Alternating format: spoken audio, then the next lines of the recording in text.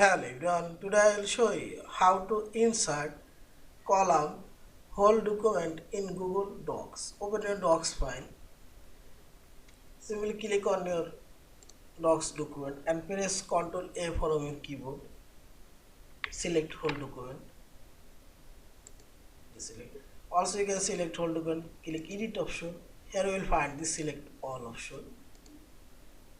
Now select format option and select your column option and simply select here. Here we will find these two columns and three columns option. I will apply three columns first and see this whole document already split into two columns.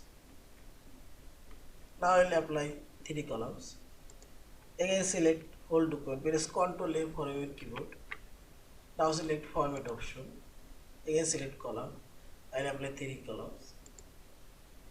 Now see this three column already applied. Yeah, this is.